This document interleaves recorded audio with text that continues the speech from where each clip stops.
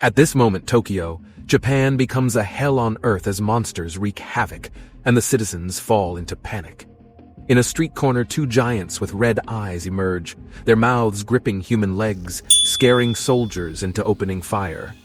However, these bullets are nothing more than a scratch to the giants. Just as the giants are about to succeed, a black spear instantly knocks them away. It turns out that it is the Shadow General, Jima, who has come to their rescue. Before the soldiers can react, Jin-Woo, the Shadow Monarch, appears on the battlefield. Jima wastes no time in impaling one of the giants with a spear. Jin-Woo casually takes out a dagger and leaps into the air, slicing the giant's head in half in an instant. With the help of the Shadow Army, the dire situation in the city is quickly turned around. The Shadow Generals solo the giants, while the rest employ swarm tactics. Jin-Woo would never have dared to use such tactics before, as his shadow soldiers could be continuously reborn, but at the cost of consuming a significant amount of mana. However, since acquiring the Black Heart, his mana has skyrocketed to 100,000, making such consumption negligible. As the giants continue to be hunted down, Jin-Woo casually starts to summon the giants as his shadow soldiers. Faced with such a large number of shadow soldiers, he doesn't even bother to give them proper names, calling them number 1, number 2, and number 3. Soon, the only giant left in the city is the supergiant guarding the gate. Jin-Woo knows it's time to launch the final battle. As he gazes at the vast number of shadow soldiers before him, the high-ranking officials and soldiers of both countries are dumbfounded, wondering if this is a dream or if Jin-Woo is somehow cheating. At that moment, a dark figure descends from the sky and lands next to Jin-Woo and the others, immediately kneeling. Recognizing this distinctive style, it's none other than the strongest Shadow Ant King, Beru. Amid the ruins, all the shadow soldiers stand ready, awaiting Jin-Woo's command. With a wave of his hand, Jin-Woo orders the entire army to attack. The countless shadow soldiers charge towards a single target, the supergiant sitting in the center of the city, guarding the gate with its life. Soldiers rush towards the giants, who respond by swinging their weapons with tremendous force, splitting the shadow army in two. The giants then abandon guarding the gate and rush into the formation, wildly hacking away. Watching the shadow soldiers taking damage, Ant King Beru becomes restless and wants to take action, but Jin-Woo stops him. Facing rapidly depleting mana, Jin-Woo chooses not to act, as he waits for a crucial opportunity to deliver a fatal blow. Soon, his mana drops to 90,000. Jin-Woo observes and discovers that the supergiant's strength lies in its thick mana armor, which renders normal attacks ineffective. However, there's one vulnerable spot: the eyes. Without further hesitation, Jin-Woo summons Kaizel and orders his commanders to attack. Ant King Beru takes the lead, aiming for the giant's eyes. As the giant dodges the Black Knight Igris mounted on the dragon, Kaizel raises the Demon King's long sword, gathering lightning around the blade and striking down. Faced with the combined assault of Igris and Beru, the giant is surprisingly agile, frequently evading their attacks. From a distance, Jin-Woo realizes that the giant instinctively dodges attacks aimed at its eyes, but takes other hits head-on. Meanwhile, Igris leaps off Kaizel and charges at the giant's massive arm, wielding her sword with both hands, aiming a powerful strike at the giant's eye. Seeing the giant immediately open its palm to block the lightning-filled attack, it breathes a sigh of relief. But at that moment, Jin-Woo's figure slowly emerges from the flash of lightning, slipping through the gaps between the giant's fingers and stabbing its eyes with a flurry of wild slashes. He then lets Beru unleash another wave of attacks. After several rounds of such relentless assault, even the giant's thick skin and flesh can't withstand the damage, and its massive body collapses. After defeating the giant, Jin-Woo discovers that he's unable to turn it into a shadow. Meanwhile, the gate that the supergiant has been guarding suddenly opens, unleashing a mana storm and wildly absorbing the mana emitted from the dead giant. The gate is frantically devouring the residual magic power of the dead giants, and just the fluctuation of magic energy scratches Jin-Woo's face. Jin-Woo orders his soldiers to wait outside as he prepares to enter the gate and investigate the dungeon. As he enters, the sight before him leaves him astonished. He didn't expect the interior to be so vast. No wonder giants emerged from it. At that moment, Beru and Jin-Woo hear a sinister laughter echoing from the depths of the palace. Their enemies have invaded their home, and they can still laugh. How interesting! It seems they haven't been defeated thoroughly enough. However, the person imprisoned in the depths of the palace continues to laugh hysterically. The wretched individual is bound by several chains and sealed in the center of the hall. He begs Jin-Woo to release him from the seal and reveals that he knows the plans of the rulers. He urges Jin-Woo to release him as soon as possible so that he can inform the other monarch. As Jin-Woo looks at the giant, he learns that the rulers are using this situation as a springboard to wage war. He hurriedly asks what kind of existence the rulers are, and the giant explains that they are the enemies of the monarchs. Realizing that the giant is the monarch of the giant race, he desperately asks Jin-Woo to unseal him. The rulers have also set their sights on Jin-Woo. With the current strength of the Shadow Army, it is not enough to confront them. He must expand his power, and unsealing the Giant King can help him. Jin-Woo's expression becomes serious, and he asks, "Do you think I'll believe such nonsense about a monster helping humans?"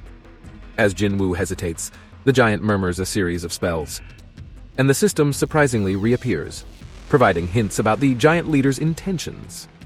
The monarch casts the skill of a sincere alliance, and once accepted, neither party can lie. Jin-Woo sees this and gladly accepts the alliance. However, he has some questions to clarify beforehand. He asks why the monarch is different from other monsters and can freely converse with him unlike other monsters.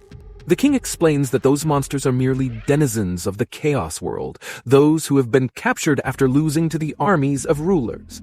But as a monarch, he still retains his sanity and has been silently waiting for the day of his escape. Jin-Woo inquires again, asking if the so-called rulers are the silver soldiers with wings. Upon learning that they are just the subordinates of the rulers, Jin-Woo becomes even more puzzled. He wonders why they always send monsters to Earth, threatening human safety. As the giant monarch said earlier, they are preparing for war, continuously sending magic power to Earth to create a battlefield that will not be affected even if a war breaks out. At this point, Jin-Woo's worldview begins to collapse. If the gates are disasters, then the precious resources and continuously awakening humans in dungeons should be considered blessings. However, these are actually the springboards for their war plans. The Giant King continues, "The blood of monsters increases the concentration of magic power in the environment, and it seems to have had a noticeable effect on Earth already. Magical energy empowers the worlds. Their plan is to create a world strong enough to withstand the effects of war. The so-called war is a competition between the monarchs and the rulers once again. Before long, the world you live in will become a hell." Jin-Woo still has many questions, like why the rulers have targeted him. The Giant King explains that the power of the Shadow Monarch does not originally belong to him, but the original owner has betrayed the monarchs and chosen Jin-Woo. Now, Jin-Woo is an enemy to both the rulers and the monarchs. For now, shouldn't the alliance skill cast by the Giant King be enough to gain trust? At this moment, Jin-Woo seems to overlap with the image of the Shadow Monarch, which surprises the Giant Monarch. Jin-Woo asks if the Giant Monarch truly wants to stand by his side. Why not become a shadow soldier directly? The king explains that both monarchs and rulers are spiritual beings. If they die, they will completely disappear from the world, so extracting shadows is impossible. Although reluctant and feeling like something is missing, Jin-Woo still helps the king sever the chains and release the seal. During the process, Jin-Woo continues to ask, "You said you would stand by my side, right? But will you stand on the side of humanity?" Facing Jin-Woo's inquiry, the Giant King remains silent. "Are you not going to speak?" Jin-Woo realizes that the monarch cannot lie because of the alliance, and the stone on his back is proof of being controlled by the rulers. Therefore, the giant monarch also has the destiny to destroy humanity in his mind. Seeing that he can't hide it, the giant monarch suddenly attacks Jin-Woo. However, Jin-Woo is prepared, easily dodging the attack and stabbing his dagger deep into the monarch's chest, confirming that saving him would bring disaster to humanity. Yet the giant monarch argues that Jin-Woo is the real disaster for humanity. As the monarch lunges forward, Jin-Woo swiftly dodges the attack and counters with a series of blows. Even as the monarch collapses to the ground, he continues to babble. In the end, he tells Jin-Woo that the things he wants to protect will inevitably turn to ashes in the war. Jin-Woo remains unfazed, delivering a fatal blow to the giant monarch. With the system notification, the underground dungeon's master, the giant monarch, is eliminated. and everything seems to return to normal. Although Jin-Woo cannot turn the giant monarch into a shadow soldier, he still gains the so-called spoils of war. At this point, Jin-Woo reaches level 122. The scene shifts to a helicopter landing in a mansion's garden where Madame Selner and the vice director of the America's Hunter Administration Bureau disembark, seeking the mansion's owner to deliver important news. During the conversation, the mansion owner, a National S, rank hunter Christopher Reed, expresses his disinterest in participating in the S-rank gate raid. Madame Selner reveals that she has come because of an even more serious matter. She sternly says that he might face a life-threatening situation soon, which unsettles him. Although his power was awakened by Madame Selner, their relationship is not close enough to joke about such matters. His angry expression shows his displeasure, but Madame Selner continues. She recently had a dream where a group of strangers attacked his mansion. Before she can finish, he begins to argue, pointing out that he is a powerful national-level hunter. If even he, as a powerful hunter, cannot solve this issue, then who can? Left with no choice, Madame Selner reminds him that perhaps there is someone who can help. Jin-Woo the hunter. Maybe he can do something about it. Just now, Jin-Woo defeats the giant monarch and returns to Earth through the gate.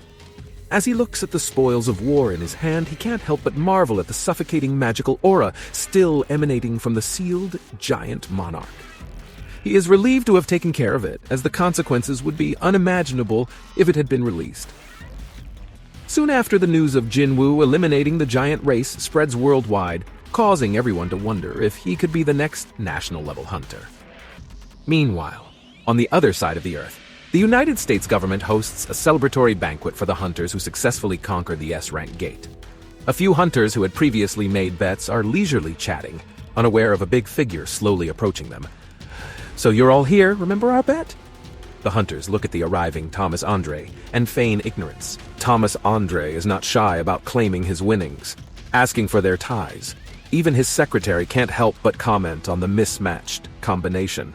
As he casually tosses the ties away, his secretary informs him that Jin-Woo's guild, the Ah-Jin Guild, is on the invitation list for an international conference. Hearing this, Thomas Andre can't help but smile slightly. On Jin-Woo's side, he is currently assessing the strength of his shadow army, which astonishes the nearby soldiers. The sight of their amazement secretly pleases Yu Jin-ho. At this moment, a girl delivers a phone call informing Yu Jin-ho that someone is trying to contact him. Taking the phone, Yu Jin-ho's expression becomes tense, and he bids farewell to Jin-Woo, stating that there is an urgent matter that requires his return to Korea. There is a problem at home that needs to be dealt with. The caller is Yu Jin-ho's mother, and her frantic tone worries Yu Jin-ho. Not long after, he rushes back to South Korea, where an assistant has arranged transportation for him. The assistant hopes that Yu Jin-ho can control his emotions and stay focused, which only makes him more afraid of what has happened. Their destination turns out to be a hospital. It turns out that Yu Jin-ho's father has fallen into a deep sleep from which he will not awaken. Yu Jin-ho is eager to visit his father, but because he's an awakened being, his magical power could worsen his father's condition. Yu Jin-ho beats the glass in frustration, cursing himself for being a useless son. At this moment, his assistant gives him something that the chairman had prepared before he passed out, thinking that Yu Jin-ho needs it the most. When Yu Jin-ho opens the notebook, tears fill his eyes. It neatly records various things about him, like father, like son. Even this kind of thing is done exactly the same. The notebook contains everything from his childhood activities and competitions to recent events. It shows that the chairman loves Yu Jin-ho deeply and feels responsible for him. Collecting himself, Yu Jin-ho prepares to go home with his assistant. Suddenly, a faint sound makes him look back, but he sees nothing and continues on his way home. At this moment, Jin-Woo appears and watches his tearful brother, feeling some sympathy for him. He then takes out a bottle of elixir of life. Yu Jin-ho's sister also arrives at the hospital, her heart heavy as she walks through the entrance. But she suddenly notices a familiar person passing by. When she opens the door to her father's room, she sees her father sitting awake on the bed. Overwhelmed by emotions, she hugs her father, while the surrounding doctors marvel at the miracle that has taken place. Jin-Woo looks up at the hospital room from outside, smiles slightly, and walks away. Although it's a bit early, he wishes Yu Jin-ho a happy birthday. News of Jin-Woo's father, who has been missing for 10 years, suddenly surfaces, but he is now the prime suspect in the murder of the powerful hunters in the United States. What is going on? Just now, in the dead of night, the moonlight shines into the room where a man is sleeping soundly. Suddenly, he opens his eyes, puts on his robe, and walks out of the room, but the dark hallway is eerily quiet.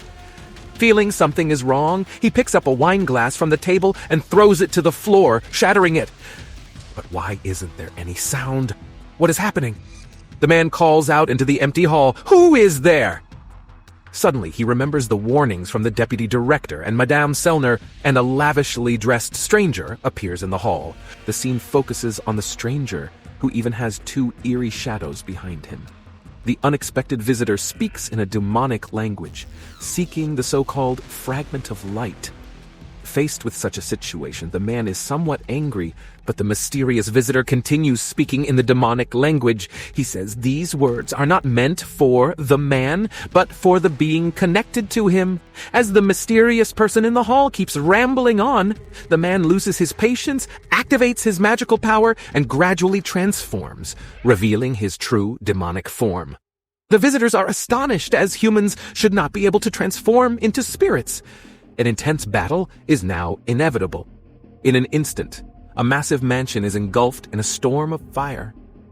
The scene shifts to Jin-Woo, who is sitting in a car, enjoying the farewell from the people of the 2 nations. Today is his last day in the foreign country, and the citizens express their heartfelt gratitude for his rescue efforts. Baru reminds Jin-Woo to wave and acknowledge the adoring public.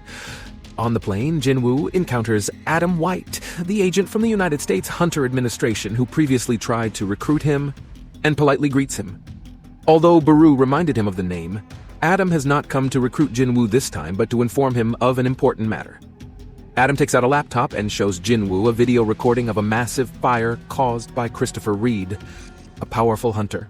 To extinguish the fire, 1,800 firefighters and 14 top-ranked hunters are mobilized. Has Christopher met his demise in the intense battle? Though it's hard to believe, the evidence is right in front of them. As Adam pulls out a photo of the prime suspect, Jin-Woo's eyes widen, and anger surges in his heart. His powerful psychic force lifts Adam into the air by his throat. Jin-Woo angrily says, "If you're joking with me, don't expect to leave here alive today." The bodyguard nearby tries to intervene upon seeing the situation, but Adam struggles to stop him. He reluctantly explains that the man in the photo has emerged from a dungeon and is not who Jin-Woo thinks he is. Moreover, the man previously attacked Hwang Dong-soo, an S-rank hunter from the United States who was involved in the Hunter Administration explosion incident.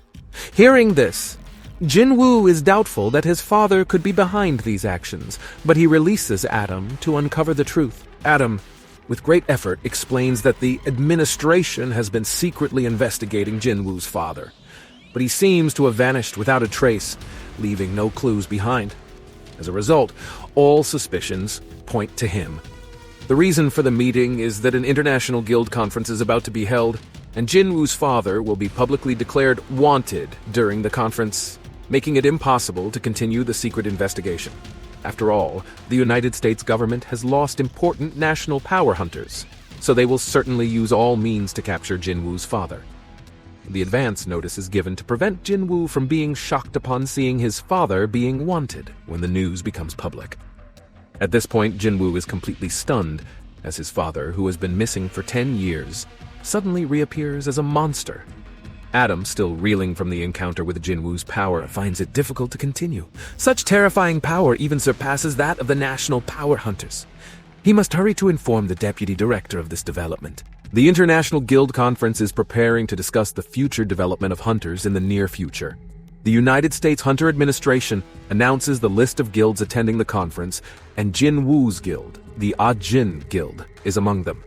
The news sparks international debate, as it essentially acknowledges that a guild with only one top-ranked hunter, Jin-Woo, has the strength to compete with other guilds worldwide that have numerous top-ranked hunters. Domestically, a press conference is held. In the past, the 4 major guilds have represented Korea at international conferences, but this time, the newly established Ajin Guild is chosen. The many questions from reporters lead Choi Jong-in to believe that the choice of the United States is justified. But the outside world still questions the strength of a guild, with only one top-ranked hunter, Jin-Woo. Choi Jong-in calmly explains that Jin-Woo's strength is beyond doubt, and that his guild, among others, has been saved by Jin-Woo. Although there is some envy, there is more pride in having such an outstanding hunter for their country. After the interview, Choi Jong-in casually walks out of the conference room, and an employee informs him that they have obtained permission to raid an A-rank gate, and that the Ajin Guild has no activities planned in the near future. It turns out that Jin-Woo's recent aggressive raiding of nearby dungeons has caused the income of major guilds to decrease. However, Choi Jong-in doesn't feel unhappy about it. Just as he finishes speaking, an employee excitedly tells him that the guild's income has increased by 40% thanks to the lack of competition from the Ajin Guild. At the same time, in the Hunter Association, Supervisor Woo Jin-chul informs Chairman Go Gun-hee that China and other countries want to obtain information on Jin-Woo, not personal information, but raid records and official reports. Chairman Gun-hee is somewhat unwilling, as he has already informed other countries that Jin-Woo does not accept any invitations. Supervisor Jin-chul hastily explains that it's not a government request, but a personal one. Liu Zhigang, a 7-star hunter from China, seems to be very interested in Jin-Woo, and perhaps this is the so-called hero admiring a hero. If it's not possible, rudimentary information can be provided to appease the request. The scene changes to the United States, where Thomas Andre, the deputy chairman of the guild, is informed by his secretary that Jin-Woo will arrive in the country the next day. It seems he is eager to meet Jin-Woo as soon as possible. At this moment, someone pushes the door open and Thomas informs the newcomer that there is important news to share. He walks casually towards the man and whispers in his ear, "Don't touch Sung Jin-Woo, Mr. Huang." The visitor is Huang Dongsu, a hunter who has a grudge against Jin-Woo. Even knowing that his brother died at the hands of Jin-Woo, Thomas still tries to dissuade him. Just as Huang Dongsu is about to argue, a terrifying large hand approaches. Thomas points to his face and warns him again, "It seems you don't have the right to speak." This suffocating pressure terrifies Huang Dongsu, and the secretary beside them thinks it's better to accept the warning obediently, as not many people can issue such oppressive warnings to an S-rank hunter. However, Huang Dongsu's obsession with his prey is no less than Thomas's. At this moment, Thomas pats Huang Dongsu's shoulder again and says, "Don't touch Jin-Woo. You'll agree to my request, won't you?" Although Huang Dongsu is unhappy, he is powerless to resist and can only agree. Watching Huang Dongsu's retreating figure, Thomas knows that this level of warning is unlikely to make him give up. The secretary helplessly asks, "Will he accept the guild's surveillance?" Thomas thinks for a moment and says, "Although he's unhappy about it, it's better than being dead, isn't it?" Jin-Woo and his companions arrive in the United States. Jin-Ho wonders why Director Woo is also there, joking that he is there to act as Jin-Woo's bodyguard. Amid the banter, Adam and his team come to greet Jin-Woo.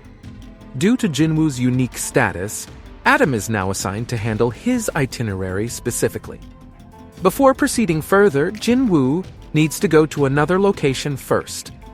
He thinks it might be about his father, but seeing his troubled expression, Adam quickly explains that this is top secret information and the destination is the Hunter Management Bureau headquarters. In the car, Adam reveals that the situation in the United States is severe, with the news of the national power and the death of hunters not yet disclosed. To reassure the public, they must find a hunter capable of replacing Chris, and Jin-Woo is one of the candidates. Adam then shows some confidential images related to the greatest disaster in human history, the attack of the dragon Kamish. Currently, Kamish's corpse is well preserved, and the ruler's fragments removed from it have yet to find a suitable host.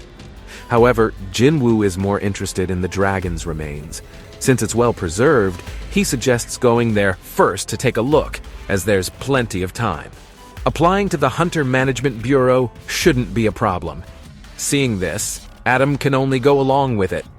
The director of the bureau is also baffled, not expecting Jin-Woo to come so suddenly. They never mentioned the ruler's fragments during the trip, so perhaps he just wants to see the dragon's corpse. The director then asks his deputy why Jin-Woo would value the dragon's remains so much. Isn't his ability limited to extracting shadows of magical beasts he defeated? The deputy suddenly realizes the possibility that Jin-Woo might want to turn Kamish into one of his shadow soldiers. The director slams the table in excitement, declaring that this is absolutely unacceptable, as one person should not possess such terrifying power. However, if they refuse, wouldn't their relationship with Jin-Woo be strained? After much deliberation, the director decides to personally accompany Jin-Woo. It turns out the Hunter Management Bureau is built on the spot where Kamish died. The closer they get to the location, the thicker the magical energy in the air becomes. If this is the magical power remaining 8 years after the dragon's death, imagine how powerful it would be as a shadow soldier. As the hatch opens, the enormous body of Kamish is revealed to everyone. The director begins to enthusiastically explain its history, but Jin-Woo is not listening and asks everyone to step back. Jin-Woo slowly walks towards the dragon and raises his right hand to channel his magic.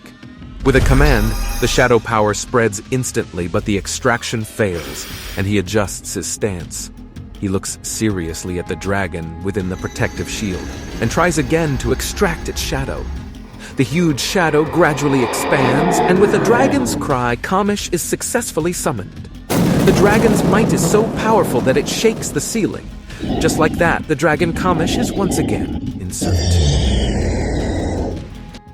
Amid the shocked expressions of the onlookers, the dragon realizes the presence of the humans before him. The command to destroy humanity resurfaces in his mind, and the top-tier protective shield can't withstand such terrifying magical fluctuations. With a loud crash, Kamish bursts out, and a terrifying energy continues to gather. Everyone is exposed, unable to avoid the attack. Suddenly, Jin-Woo sternly orders him to stop his actions. After all, Kamish is a shadow and hasn't been implanted with a magic crystal, so he doesn't need to obey the ruler's commands any longer. Upon hearing this, Kamish finally understands what it feels like to be subdued by the Shadow Monarch. He adjusts his posture and bows down before Jin-Woo. During this time, Jin-Woo learns that Kamish was once a member of the honorable clan serving the Dragon Emperor as a servant. Such a powerful dragon was actually a servant to another monarch, which indicates a formidable figure.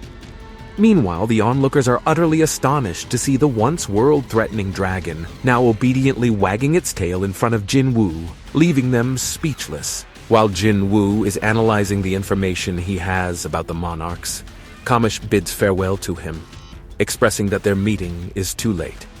The dragon envies the shadow soldiers who can serve Jin-Woo forever, as even Kamish cannot escape the passage of 8 years. With his last strength, he tells Jin-Woo to be careful of the 4 humans who possess the power of the rulers, and that even a brief meeting with Jin-Woo is his greatest honor. As the system notification for failed shadow extraction appears, Kamish disappears completely, returning to nothingness. His last words leave Jin-Woo deep in thought.